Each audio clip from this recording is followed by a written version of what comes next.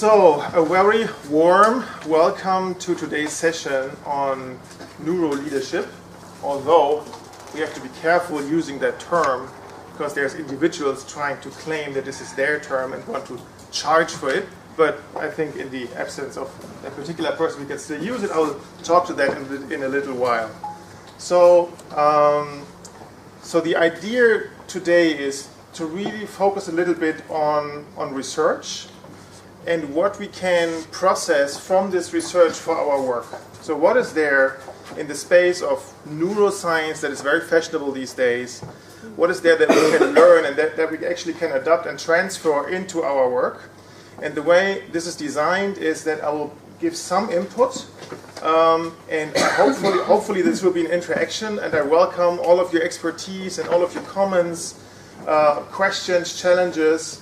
And later on, I would like to engage you in some casework where you'll be put in the position of actual leaders making some actual decisions based on neuroscientific evidence. And let's see how that goes. It's my first time, so it's an experiment, right? Okay, good. So what is there to expect, or where do we start from? Where can I start from? So first, what is this based upon? Okay, so what are the foundations? So one thing I want to mention, there's not much research of CCL right now in terms of neuroscience, but there is some, and it is growing and coming. One of the papers by Marianne Ruderman and her team, Kathleen and Carol, is about leadership development beyond competencies. It talks a bit about neuroscience, has a first framework that could be labeled as CCL framework on neuro-leadership. And there's others. Since I'm German, this is Gerald Hüther is a very, very famous neuroscientist in Germany, very well known also for his ethical position in that and how we use that. And there are several books that I've processed for my recent book, and this is one that I can highly recommend. Unfortunately, as far as I know, only available in German. Then you may have heard about David Rock and the SCARF model. So this is, I think, the most, well, that was the earliest model that was there, around 2008, 2009. SCARF is an abbreviation, so SCARF is something that you can put around your neck, I was told. And it stands for status, certainty, autonomy, relatedness, and fairness. And I'll come to that. And this is some piece that I used for that research as well. Then there's another gentleman called, who is dead by now, Klaus Grafe, German living in Switzerland. He was famous in the German, well, in the German-speaking region for his comparative research on different schools of psychotherapy. So he actually made a lot of enemies in doing meta-studies for different schools of therapy and their effectiveness, which was kind of uncommon. And so very, very criticized, but very, very profound. And he did, a couple of years before he died, he did a very, very thorough analysis of all the evidence that was there in neuroscience and how it can be applied to actual psychotherapy. And that obviously translates for us a bit into how it can be applied into coaching. And then I'm using, and then obviously my latest book, Resilience in Leadership, has an element, not only about resilience, but an element about how do you lead in a way that you actually enhance resilience in organizations and with people. And not very surprisingly, the results show that if you use the findings from neuroscience and you use the findings from resilience, they speak the same language. They use maybe some different terms, but they absolutely speak the same language. So I'm combining that, and so this is also part of the foundation for today. And the presentation will be made available to all of you. You can see a video camera. The video camera just films me, nobody else, and all comments will be cut out, not because they are not qualified, but because of privacy. The reason is that Marianne asked, can we have that as a video clip so we can use it in the CCL community? And sure, and why not? So let's do this little experiment. All right. So what is CCL's point of view on neuro-leadership, and what is the framework? And in a nutshell, the framework is very simple. So it consists out of 4 elements. The first element being, if I start here, the circuitry. So circuitry is the term of, this is how the brain is built. This is the dynamics, the internal processes of the brain. That's the neuroscientific part of that model. So this is good to know stuff about how the brain works. The next part is about what is in it. So if you take the brain as the organ, yeah, then there is something going on in it, and this is what is called the inner content. And these are the thoughts, the emotions, the beliefs, the values, and whatnot that is stored or that is innate into this organ called brain. And then there is something that we all work on in our work, which is the conscious engagement, meaning that there is that dynamic. This is the way my brain is wired, we sometimes say.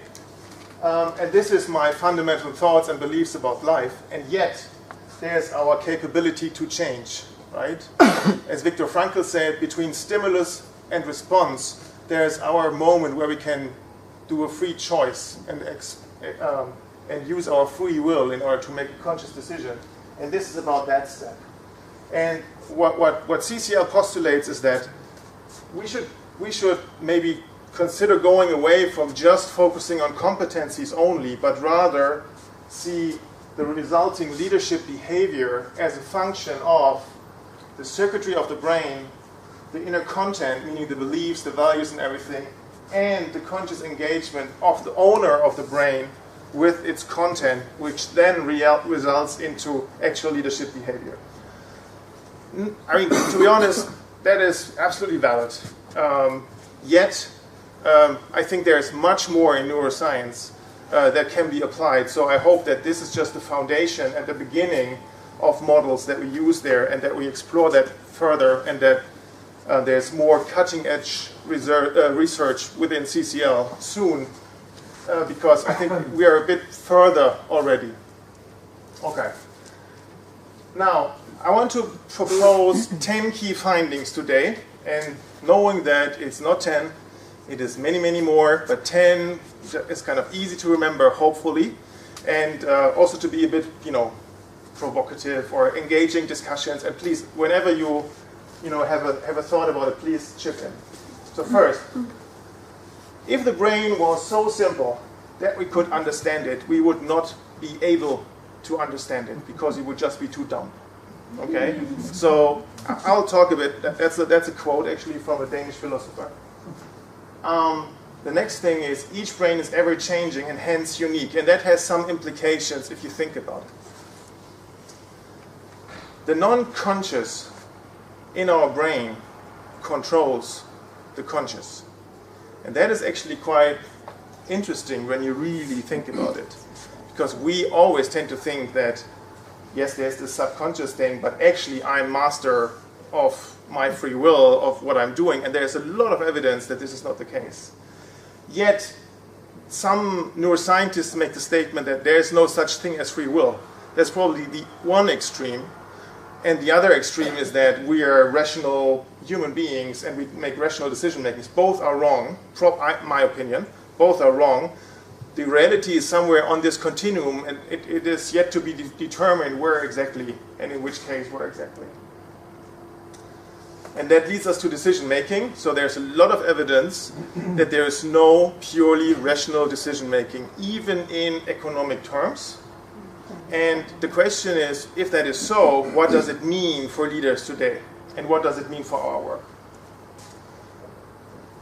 The other important thing is, how does memory work? So memory we often think as some sort of a data recorder that we can reference to, and then we look at the reference in this data storage, and actually this is not the case. And that means a lot of things for our work. That means a lot of things how we can work with people to work on their biographies that may not always have been great experiences, and how we can make an impact on that.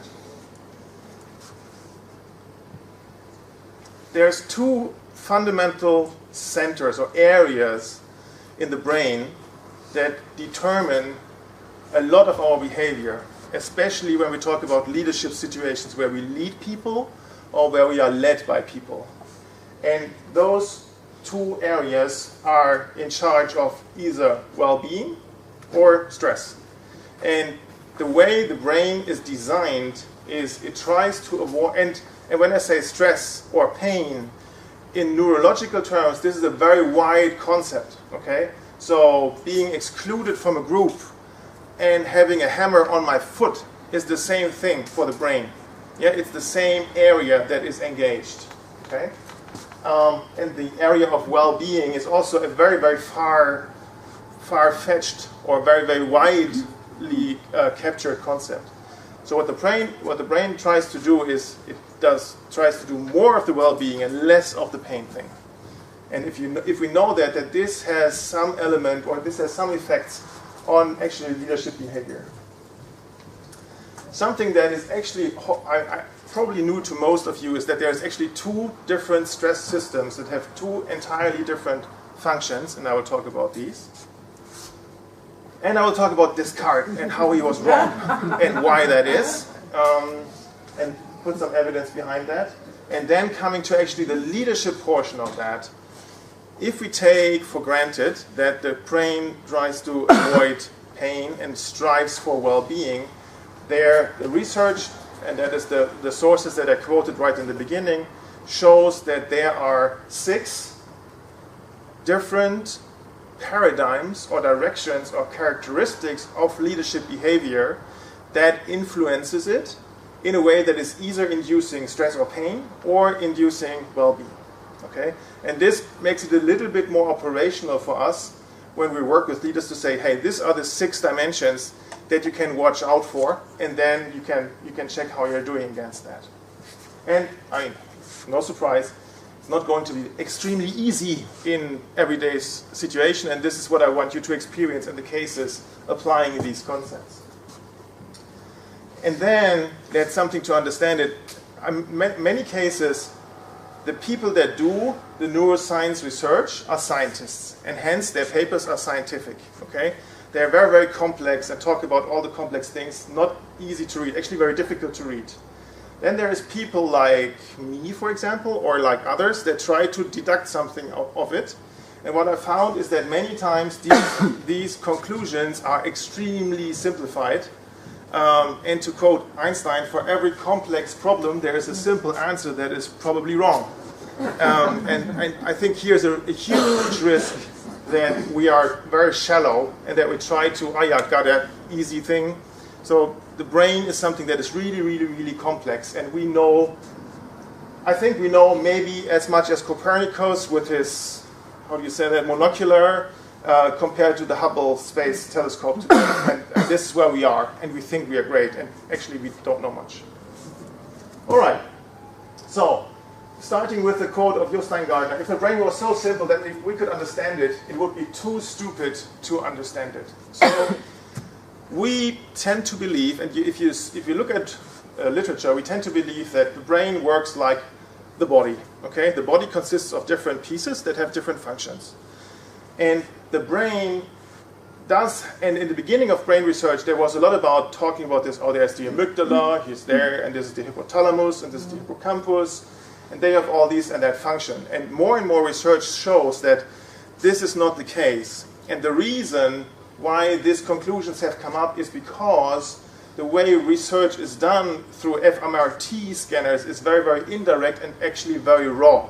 The only thing that is followed is certain atoms moving through the brain, because that's the only thing that you can really spot.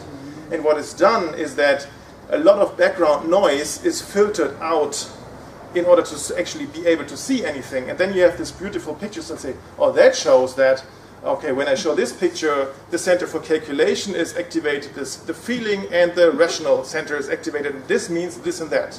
That is very raw. That is actually medieval if you take for physical medicine, right? So, and here was, I like that story a lot. 2009, a British, who else could that be? Greg Bennett, made an experiment. He went to the market and he actually took a salmon.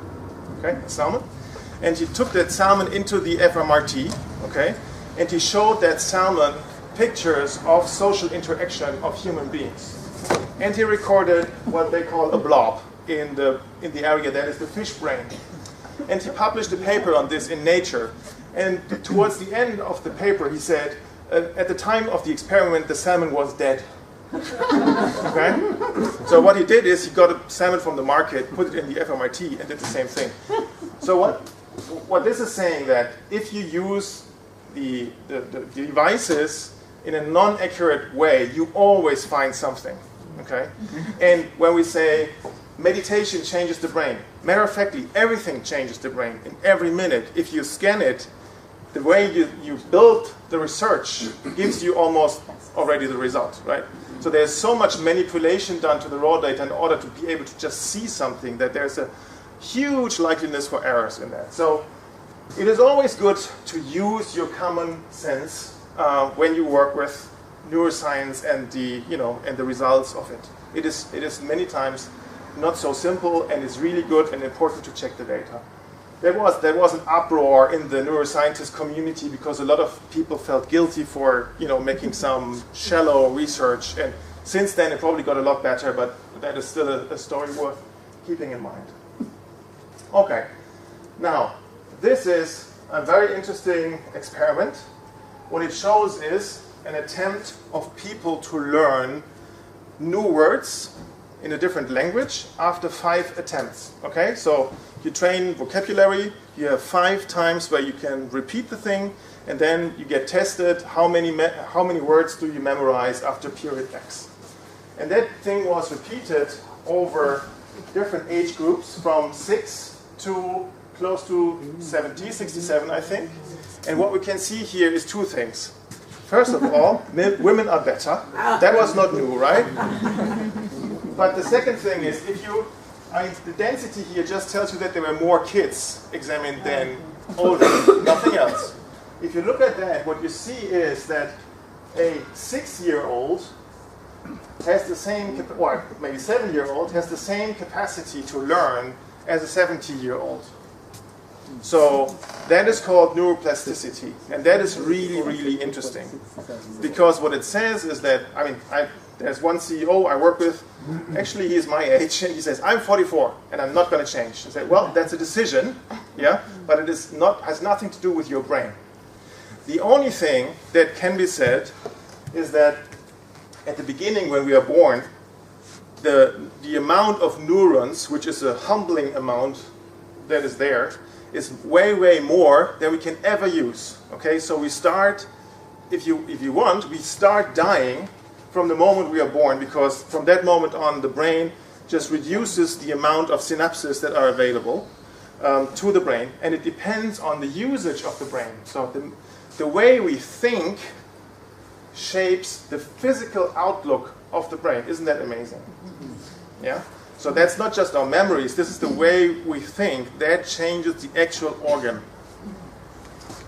And at the beginning, when youngsters learn, what this means is that the structures are first time initiated, so you build the structures, whereas in a higher age, when you learn, it is more about association. So you say, I've seen something comparable to this, now this is just a little bit different, so you don't store the concept, you rather store a relation and the difference to that relation, if that makes sense. Is that?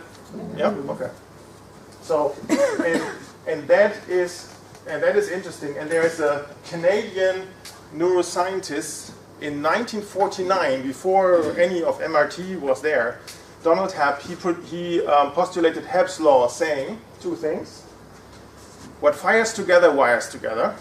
This means when I have a brain, and I have the different areas in the brain that are in charge of different things, and I use it in a certain way, I create arousal, as the scientists say, then what happens is it manifests that structure. So first of all, this is a very, very thin synapses, and then there is a bundle of many, and then there is more and more and more, and eventually it becomes like a data highway in the brain. I'm using metaphors to simplify.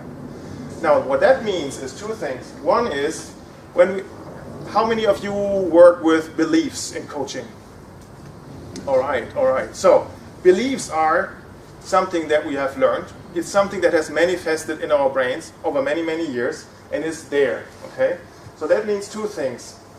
One is you cannot go ahead and say, I ignore my belief, or I don't want it anymore. It's there.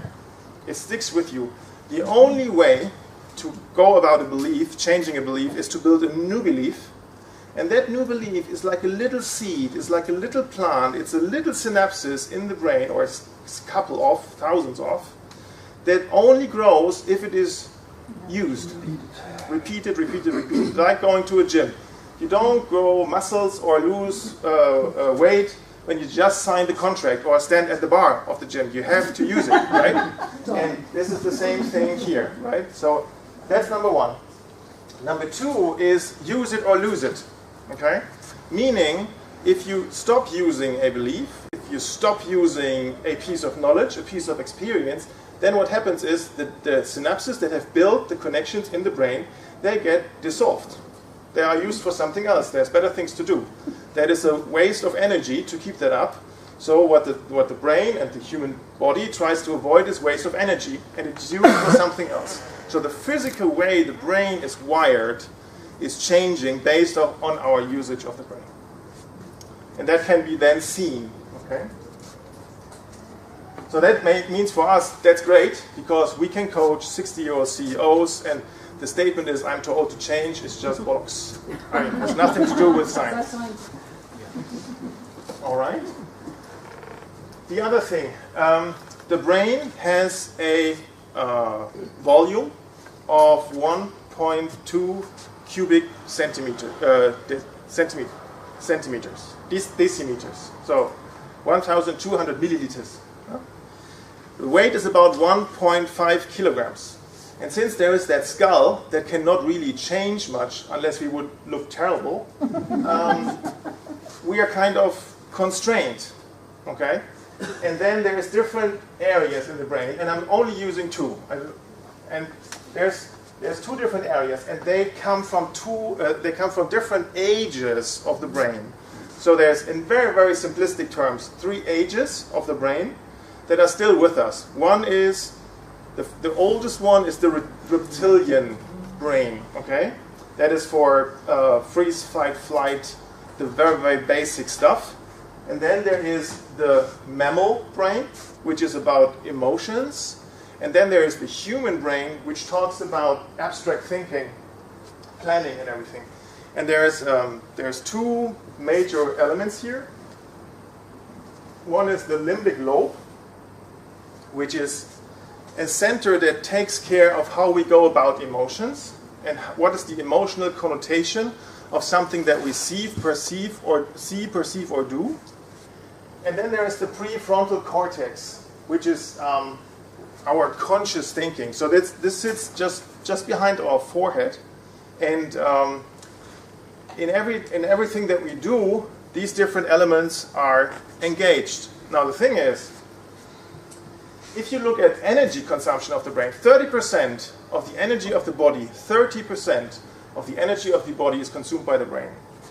Not by your muscles, by the brain. And what's interesting is that is only reduced by 5% when you are in standby mode. It is just pondering, just sitting there, chilling, as my kids would say. Yeah? So the energy consumption is very different, and this is one way of and there's also this prefrontal cortex is just this layer here, whereas this limbic lobe is really a larger area. Okay. Now, the constraint is conscious thinking requires more energy, and as it is requiring more energy, it uses an area that is easier tired than the rest. So it is much more tiring to think. I mean, that is kind of intuitive, right? Certainly true for me. So the limbic lobe, that is something that processes stuff in a more mammal way. So who of you has a pet?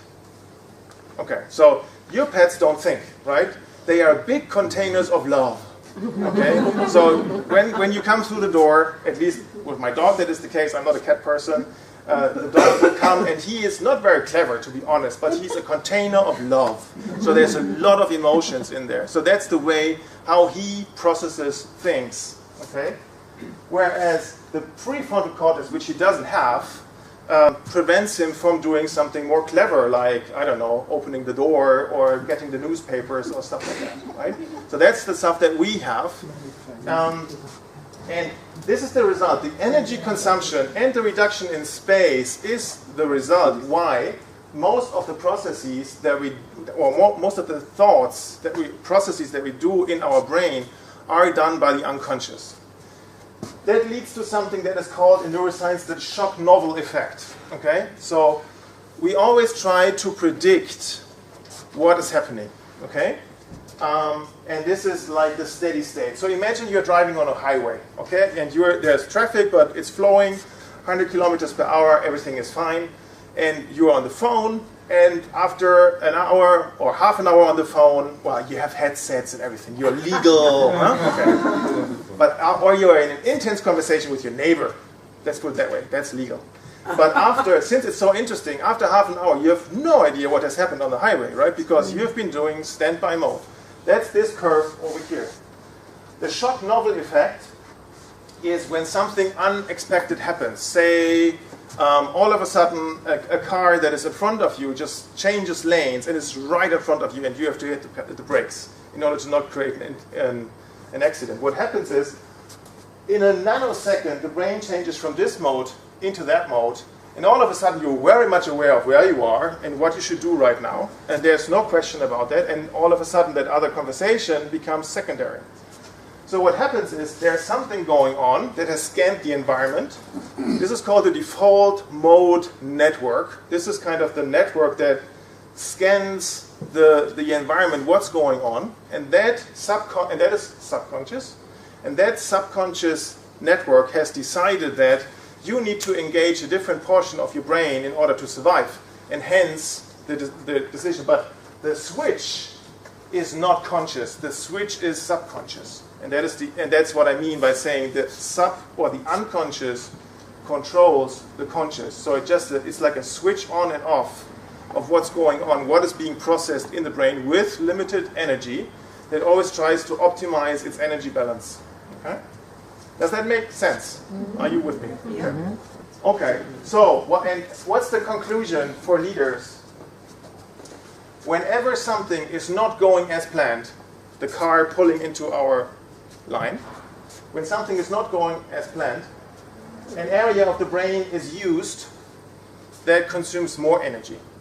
If I do this for too long of a time, that is exhausting for the person. So that means if I'm a leader and I keep the organization in change mode for too long, so one change after the other change, it is just a constant wave, then from a neurobiological perspective, the people underneath me that don't see it coming, they engage way too much this area of the brain by thinking, by worrying, by guessing, by being uncertain than necessary. Okay, so this is the neurobiological result of that. Does that sound logical to you? Yeah. All right. Okay. Decision making. So there is another area in the brain that is called the amygdala. The amygdala is present on both sides of both hemispheres, and it's a center. Well, it used to be labeled as, and this is when I'm saying it is oversimplifying to a large degree. It used to be labeled like the home of our good conscience. Yeah. So what I think is right or wrong, that thing. Yeah. That's what the amygdala does. And the area that is in charge for abstract, rational, planful thinking and doing, this is the prefrontal cortex. That's the stuff right behind the forehead. Now, when we do a decision, even when we do a budget decision, a monetary decision, and you scan the brain in the decision making, what happens is that the amygdala is aroused or invoked before the neocortex. Okay? So when we have an equation, when we have a purchase decision to make, when I'm standing in the supermarket and I'm standing in front of, let's say, cereals, okay, and I need to make a purchase decision, my emotional center is active way before I use my logical human brain. Okay. So first of all, there is this stamp. This will be okay. This will be okay. And this was good the last time. Yeah. Or in a different setting, let's say if you need to make a decision about letting a person go or having a person stay or making a hiring decision, that amygdala portion is there, and we then, from a brain perspective, try to justify our decision by using data. And that's one of the reasons, I think, why in US resumes there's no pictures. I mean, that's exactly the thing, because the picture would say, I like that person or I don't like that person. That is amygdala, and the rest would be data. Okay, so trying to prevent us from that. Yeah. So that's just important to keep in mind. Then there's something that is even more stunning. So we have all these cells in the different parts of our body that gives us, like when we feel something, when we touch something, heat, cold, gustatory, smelling, all their different impulses. All these senses, they have like a landing page on a website in the brain. Okay, so that landing page, this is where they are wired to.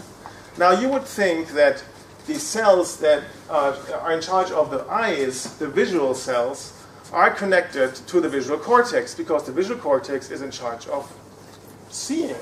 Well, matter of factly, only 17% of the cells in the visual cortex are wired to our eyes. Now the question is, what do the others do? So, and another point of data, there's about 100 kilobit of data that come through the senses into the visual cortex. Through different filter mechanism, and if you think of NLP, you think this filtering and distortion and all of that stuff, that very much relates to this. Through all sorts of filter mechanisms, there's only 100 bit per second that arrive at the brain, at the visual cortex. Now, you don't need to be a techie geek to understand that with 100 bit per second, you can never make a running image. If you have 100 bit at home for your internet connection, you would see nothing. Yeah? So in other terms, from a neurobiological standpoint, what we see is not what comes through our senses, to a large degree. Yeah? So 70% is actually wired. The rest is interpretation, is extrapolation, is assumption. Think about Gestalt psychology. Yeah? Gestalt. So we always try to simplify. We always scan for shapes, for something that is maybe not complete but could be interpreted in a certain way. This is exactly that. But that also speaks for systems thinking and about the concept of that we shape the constructivism, that we shape our environment. We connect the dots, exactly. So that we see some dots, but the connection work, and that it all looks so beautiful and green out there and that the leaves are moving, a lot of the data is actually coming not from our eyes. That is a bit scary if I think about it long enough, but that's what the evidence shows. Okay? So that means that our conclusions, what is reality, are, subject for discussion. It's always worth asking. It's always worth double checking. Is that really the case? Then you may have heard about the work of Antonio Damasio and the somatic markers. So somatic markers is the concept of when we as human beings make experiences, then we have our memory, but we tend to think, because of Descartes, that the memory is in the brain, which is true to a certain degree. However, there's also a memory in our body. And be it physically in the body or just represented in the body, matter of fact, when we think of something, many times we have physical sensations. That could be like a stone in the tummy, or you feel something in your throat, like, oops, this is changing, or you feel like you got sweaty palms. All of that are somatic markers. And these somatic markers are stored together with memories. And as such, when we think about a decision or when we make a decision, we invoke subconscious or unconsciously, we invoke those areas and check, do we have anything on file that's comparable to that? And how does it make me feel? Okay? And if it does make me feel bad or uncomfortable, then there's something that is called priming, which will absolutely unconsciously influence me in a way that I try to avoid it, unless I'm aware of it. Okay? So when you go back to the CCL model, it is important to understand that circuitry portion in order to use that in our work. So the concept of priming I was mentioning. So priming is, I use the senses of a human being in order to send information that are processed on an unconscious level, and that information is changing the behavior. An example? They had students in for a test and they made them sort words. Okay? Very, very simple job. Just sort them in an alphabetic order. The set of words that was given to the different groups were different. The one sort of words or set of words was positive, and the other one was talking about negative stuff like diseases, death, and all of that. And they had to put that in order. And then they said goodbye to them. And what they didn't tell them is that there was a measurement of speed along the hallway when leaving the building. And what they saw was that the people dealing with the neutral set of words were quicker, consistently quicker, than those that were dealing with the negatively connotated set of words. Okay? So that is just one piece of evidence, and there's many more, that these priming influences our decision making. There's a whole book about that. It's called Thinking Fast and Slow. Yeah, and that is just talking about that effect. How do I use this for leadership? And this is, I think, also speaking towards all this research on complexity. More and more, we need to let go of the concept of that we can control things from a rational perspective. The more things become complex, the more we need to trust something that is called intuition or guts or anything. And that this all speaks actually towards listening to your body, integrating your body. And I'm not talking to you because I know that you're very much into that in many cases, but we need to be bold enough to bring that also to the leaders. Now, I'm an engineer, I confess, so I am not that touchy-feely sort of person, but the data is very, very, very clear on that one. So this is a portion that leaders need to learn to listen to intuition and to listen to their body, the somatic markers, and what are they going to tell them. That is just one instrument that they are not using in many cases, or if they do, not very consciously. All right. Memories. Now, there is a widespread belief that memories are some sort of static. Once they are there, they are there. And if you think about your biography, well, I mean, there are certain things that won't change in your biography, right? Your birth date, who your mother is, who your father is. I mean, these are given. However, there is some elements to that is fluid. So this is the way in Harry Potter land memories are visualized, right? So this is something that you can pull out of your brain and then you put it into a pensieve, or how's that called? Pensieve, yeah. And Denkarium in German. And there you can, explore that particular thought. And wouldn't that be great if we had that, right? Now, if we look into what science knows about how a engram, a memory engram, is built and what is part of that.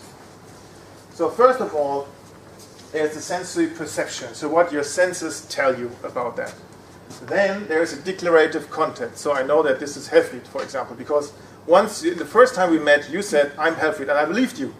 I never checked it, right? So this is the declarative content. Yeah, and it says I can there. prove Yeah. it. Yes, well, it could all be, a complot. Then there is an emotional judgment. So I have some emotional judgment about a particular person, about Helfried. Some somatic markers get invoked and they tell me something about the interaction and what the memory says. Then there is an associative reference. I know a person that is just like Helfried, just a little bit different.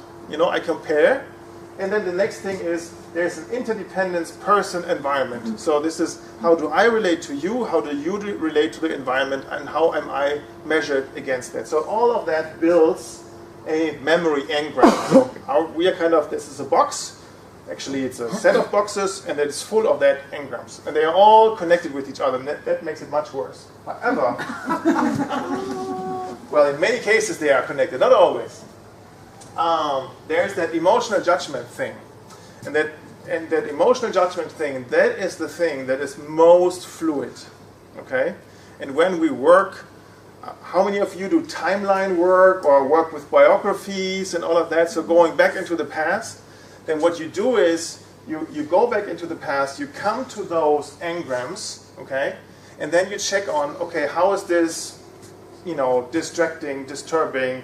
How is this energy draining? How is this uncomfortable? And many times there's tears involved. There's traumatic, traumatic events that took place in life that come up again. And the reason why they are uncomfortable or traumatic, that's a scale, is in general because of the emotional judgment. When we do reframing, what we do is we work on different perceptual positions on a particular event and how we can read this event, through which lens we see this. And this is nothing else than offering the brain another option for an emotional judgment of an event. Okay? So what happens then? The engram is changed, there's something added to it, and that is a synapsis that says, okay, I could look at it also from that perspective. Okay, maybe my father wasn't evil, maybe he just had no other chance, and maybe he was a kid once, and he was treated whatever, in that particular way, right? So by changing my perceptual position, I'm building a new engram, and hence I'm changing the memories. However, also on the declarative content and on the other elements, if you look at research around there's a car accident or a accident and there is witnesses, eyewitnesses that are interviewed an hour and a day and a week after the accident, and they are asked for details and they have all seen the same truth. Nobody's lying. They're on a lie detector and everything. They do say the truth. They're 100% convinced, and yet they say the absolute opposite. Okay, so that is another, if you want, a malfunction of the brain. And yet, we have been, since the Renaissance, overestimating our cognitive ability and underestimating our emotional ability. So, in essence, we are storing probably as much emotions with it as the facts. So, what's the conclusion? Memories, especially their emotional connotation, can be changed. And again, that is not done overnight in one session, maybe sometimes in one session. But it is also requiring a lot of work and some conscious decision. And emotions foster learning. So if we learn, even if we learn vocabulary, it is the emotions that make the decision if something is stored in the brain or not. Okay? It is not anything else. So for example, in Kobe, you remember that big earthquake. And there is a home for the elderly with a lot of people that have Alzheimer's, and a lot of their memories has just deceased. And in a study, all of them could vividly memorize the earthquake, yet they couldn't memorize anything else. Okay? So that even if the brain is really, really sick, that notions or that function makes it still functioning and activates the remaining resources that are there. All right. Questions? Okay. Now, let's come to leadership. So, there is an area in the brain that is called the insula. And again, that's a network behind it. And it's just one spot that in our very rough instruments always shows up when that particular area is involved.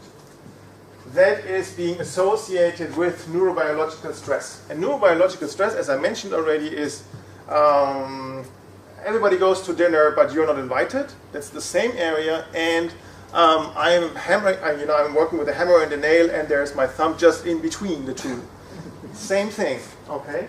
So this is in a wider sense. So what it does is it reliably inhibits higher brain functions. 100% of the cases. So if you humiliate a coachee, or if your coachee humiliates one of his employees and then asks him to be creative, this is virtually impossible. From the brain function, it is no longer active. So, and what it does do, it goes down in the elevator of evolution from the human brain to the mammal brain to the reptile brain, and it goes into flight, fight, or freeze. This is what's being done. Yeah? So the elevator of evolution. There's another area which is called the nucleus accumbens, which is the center of well-being. And well-being, again, is a wide concept. But I was attending a seminar of Professor Elgar, who is he treats patients with epilepsy. I don't know how you call that. He puts electrodes into people's brains. That's how he explains it. Okay. Well, funny person actually. And what he said is that if you put those electrodes into this nucleus accumbens and you stimulate that particular area, and you do this not with human beings, you do this with mice, right? They would, and then the well-being of that individual is so high that they forget everything else. They forget to eat, they forget to drink, they forget to have sex. It's stronger than anything else. So that must be a very, very, very strong source of energy that determines our actions. So, and that is, it's hard, we don't know exactly how that feels. Probably when you enter nirvana or something that you have that. Or we have like, certain moments in life, hopefully very, very often, every day, multiple times, when those areas are invoked. Yeah? But this is something that the brain strives for. So, neurobiological well-being, this is not spa or sauna, it's more than that. It stimulates the higher brain function, so it puts more energy, more available resources to the prefrontal cortex, for example. And it fosters creativity and performance. So that's the two, okay? Now, very, very simplistic, but how now get a little bit more detail behind that?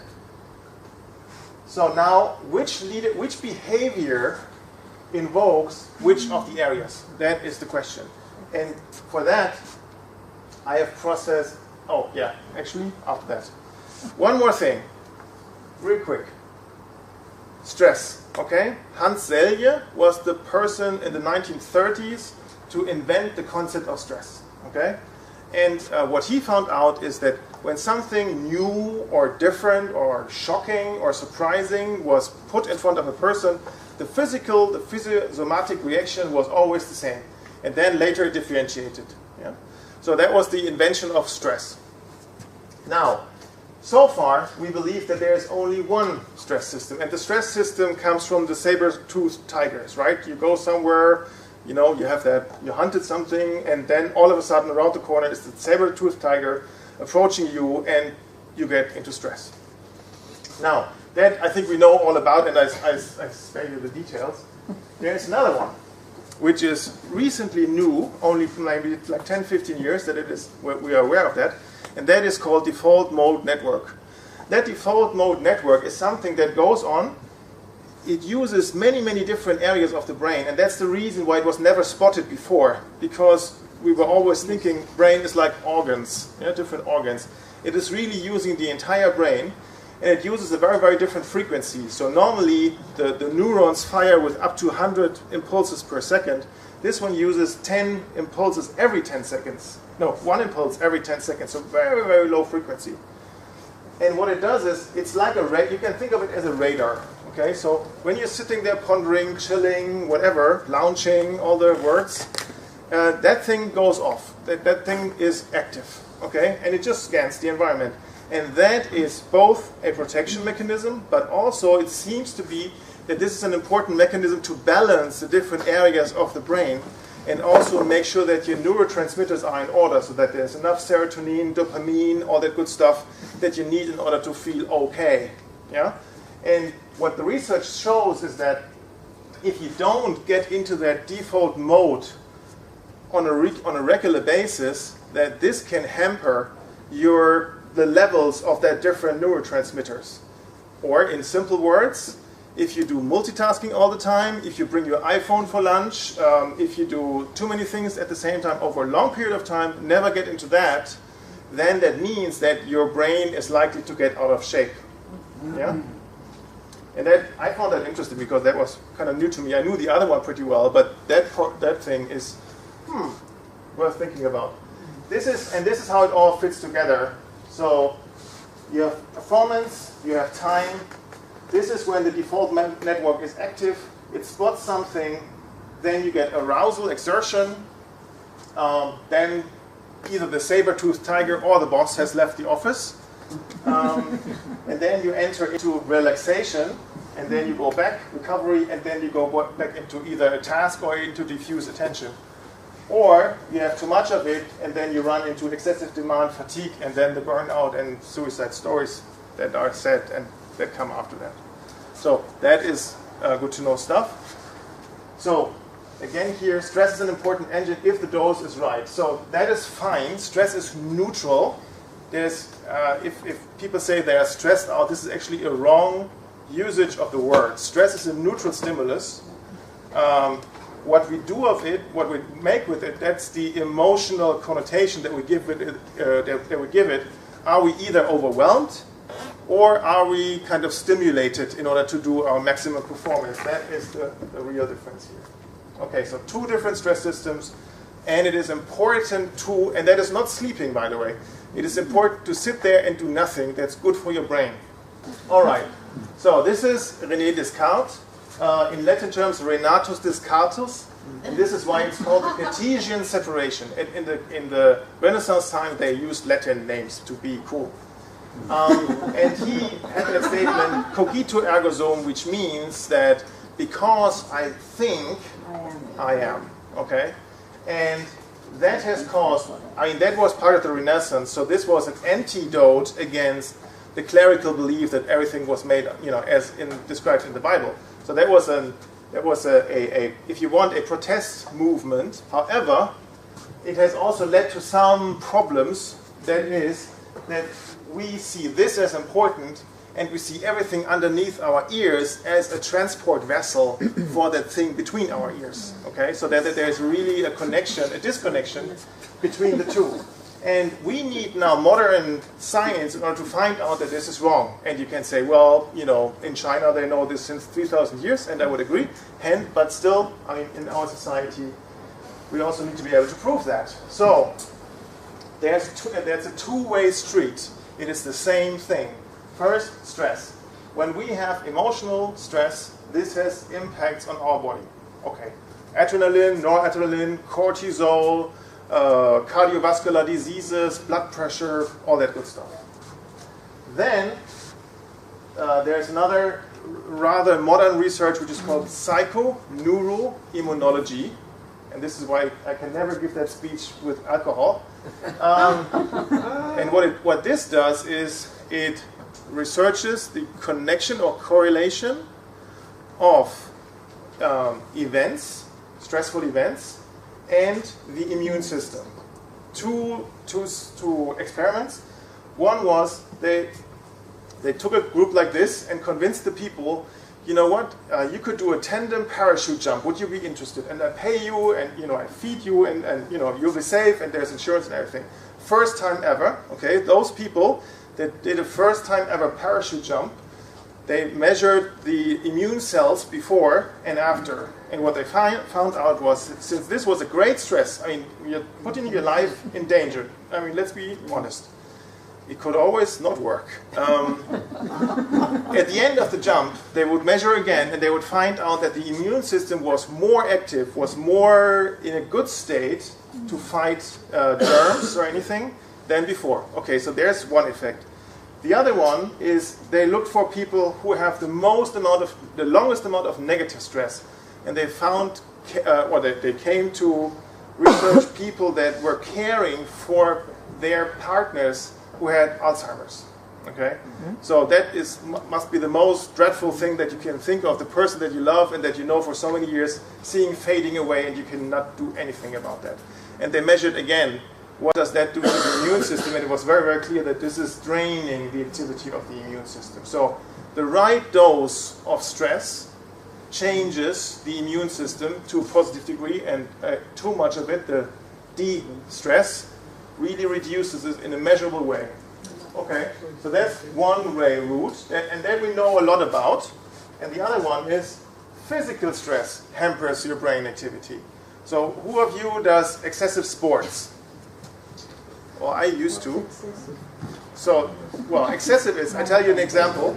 I used to run marathons, and you can tell that this is a couple of kilograms ago.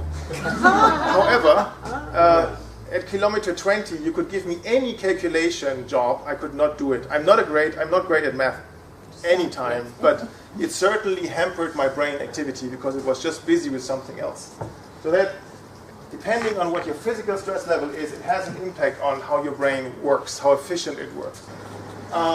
So obviously, one way, the easiest way to influence your mind with the body is by the means of mindfulness, meditation, and even sports, and even posture. So you know that, is it Snoopy's? Yeah. What's the famous character? He once said, if you want to have a proper depression, you also need to have the right posture with it. Yeah? So that does influence one another as well. So I think what that tells us that we should all take the body more into account in our work. Listening to it, but also make sure that this is not just a transport means for the brain, it is really a something that is interconnected. We should not think of brain and body as two different things. That is probably more wrong than right. Okay, now to the leadership thing. So, as I said, well-being and avoidance of pain. What are the dimensions that impact that? And now I'm going back to the data that I shared with you in the beginning. So, Gerald Hüther says there's only two. There's sense of belonging and growth and development. That's all there is. Your entire brain wants either that or wants this and that. And if you can have both, then you're happy. Okay, what does it mean? Sense of belonging, if you are born into a family, you want to be part of that family. Okay? However, you also want to grow. And then there's crisis in your life where the one cannot be done without with the other together. And that's called puberty. Yeah? So you're growing, but because you're growing, you feel you can no longer have that sense of belonging. And whoever has kids knows what I'm talking about. So that's Gerald Hüther. Then there's more data, and this is now, for example, David Rock, but also Klaus Grave says, well, yes, this is important. However, there's also something else, and that is self-worth and status. So self-worth and status is an element of well-being. Whenever I can do something more for that, that is great. And then orientation and control. Okay, so orientation and control tells us if I know what's going on, or if I can feel that I know what's going on, that it all will make sense at the end. And by the way, Antonovsky, salutogenesis, there you go, right? I mean, this is what you have there. This is one element that, if it is hurt, invokes the pain or stress area. Then there's autonomy and self-efficacy. So whatever I can do, and that is a bit like growth, but it is more the feeling that I can actually influence my own fate. That's the locus of control thing. Yeah? And then there is fairness and appropriateness, and this is something that, I mean, whilst the others come from different sources, this is just David Rock. Okay?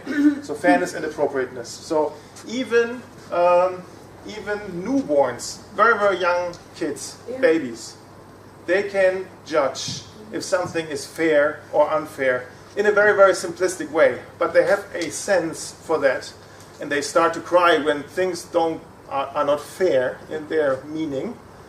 So this is something that seems to be innate into our brains, even with babies. So that's one level down. These are the different areas that most researchers that I have read find. It doesn't say that this is the entire truth. It just says that this is written, that's the kind of the combined results of several researchers in that particular domain. Now, okay, is that easy to realize? Well, no, because what the brain actually wants is not one of these, it wants all of these. And that's called congruence.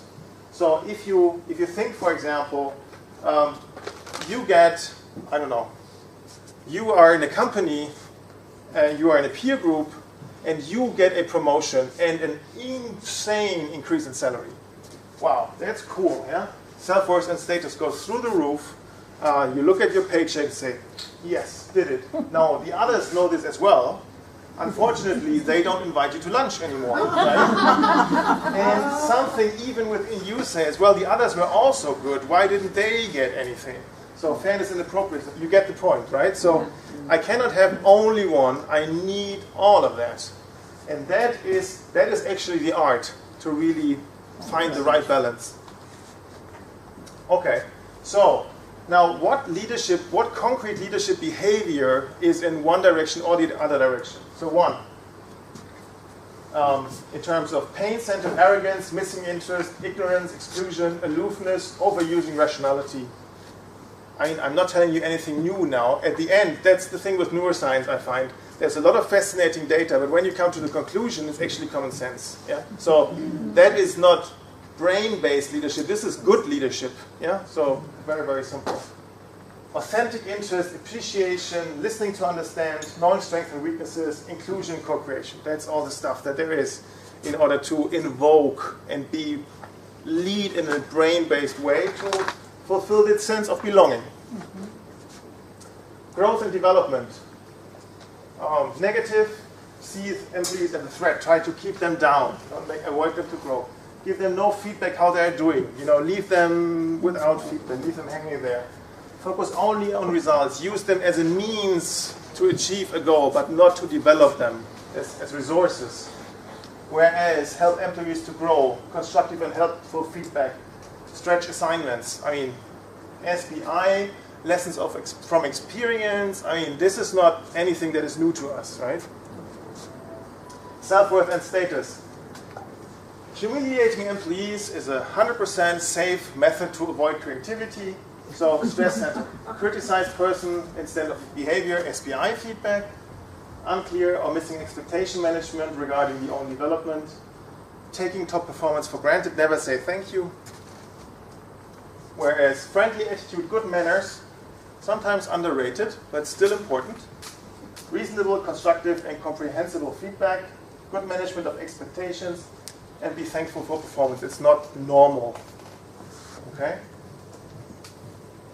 Orientation and control, especially in the phase of change, withholding relevant information from employees, especially in times of uncertainty, unpredictable behavior, divide and conquer by talking to different people, giving them different information. That's a pretty secure way of destroying creativity and performance. Whereas timely sharing of relevant information, predictable behavior, remember that shock novel effect, and democratic and transparent use, and good expectation management. Those are elements of that. And then autonomy and self-efficacy, so missing or poor delegation, micromanagement, being your best employee. I mean, all of that has knock-on effects on your people. True empowerment, so not only out-tasking, but really giving away the task, the big picture, and the decision power. Trust-based management, coaching employees. And then the last one, fairness and appropriateness. This is the missing transparency. To a degree, it is the glass ceiling that we talked about in female leadership. That's also an element of that.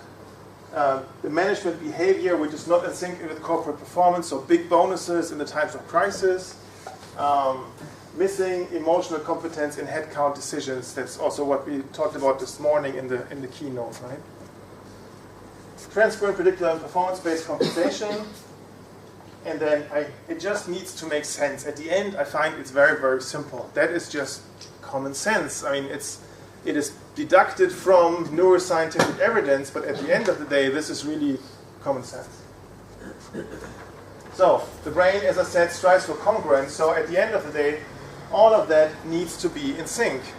And that makes leadership an art. And that makes good leadership an art. So, and sometimes as coaches, we may tend to forget that it is actually not so easy to be in that chair, making the actual decisions. And that is something that I would like to experiment with you about. One more, you mentioned MBTI. I did some wild hypothesis on workplace Big Five, and that is not scientific by any means. But I think I see some relations there with extraversion, the subtraits of workplace Big Five. So sociability, agreement here, change and scope, trust, tact, taking charge, drive, sociability, taking charge, and then also the others' needs and humility. So those are subscales of the workplace Big Five that you surely will remember. And that kind of speak to the different neurobiological dimensions as a first guesstimate. Okay. Now, let's go for a second from micro level to macro level. That's another piece of research that I found interesting. I found very, very little evidence of of correlation between leadership style and financial performance. And at the end of the day, as we heard this morning, we are part of the system. At least we can choose to be. We can be on the edge. And if you want to have, since we are in a B2B business, right, we sell programs to other companies. We are at least with one foot in the system. Let's be honest. Yeah. So there is actually, this is Bertelsmann. Bertelsmann is a media group, the 8th largest media group in the world. It's pretty big. They have more than 200 companies, and what they did is they did an assessment of the predominant leadership style in each of their subsidiaries, and they mapped it against financial performance. So this is the result. Now, that doesn't say you much. This is the bottom 25 operating margin. This is the top 25% operating margin. Okay? So, in other terms, the way you lead people has an impact, and this is just the style. The way you lead people has a direct impact on financial performance. Okay?